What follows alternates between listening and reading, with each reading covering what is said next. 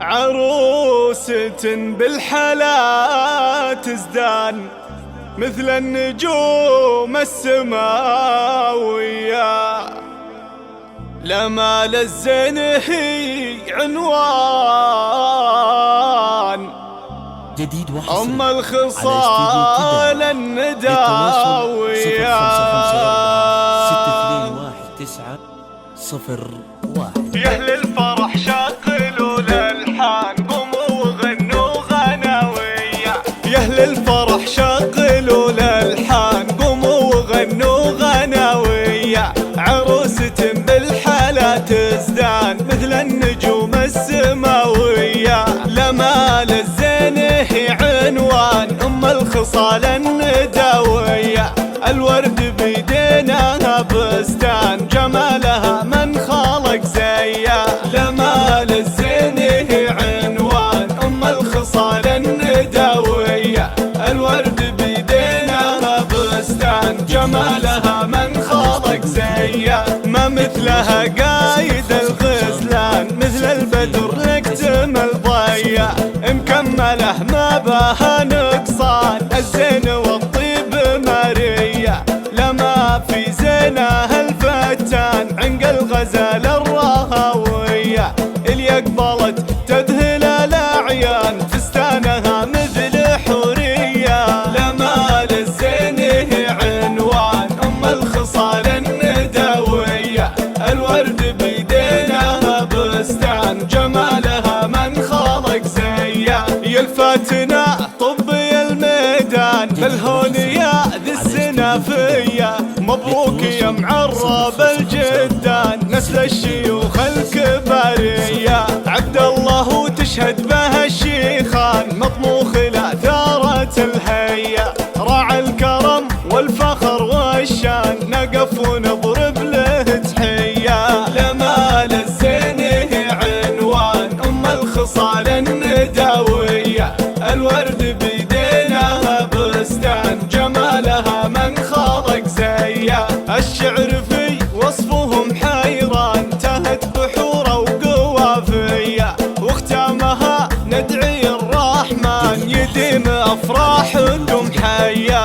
الشعر في وصفهم حيران تهت بحوره وقوافيه، واختامها ندعي الرحمن يديم افراحكم حيا. لما للزين هي عنوان ام الخصال النداوية. الورد بيدينها بستان جمالها من خلق زيها. يا اهل الفرح شغلوا الالحان قوموا وغنوا غناوية. عروسة بالحلا تزدان مثل النجوم السماوية، لما للزين هي عنوان ام الخصال النداوية. الورد بيدينها بستان جمالها من خلق زيها، لما للزين هي عنوان ام الخصال النداوية. الورد بيدينها بستان جمالها من خلق زيها، ما مثلها قايد الغزلان مثل البدر نكتمل ضيا. مكمله ما بها نقصان الزين والطيب مارية، لما في زينها الفتان عنق الغزال الراهوية. اللي اقبلت تذهل الاعيان فستانها مثل حورية، لما للزين هي عنوان ام الخصال النداوية.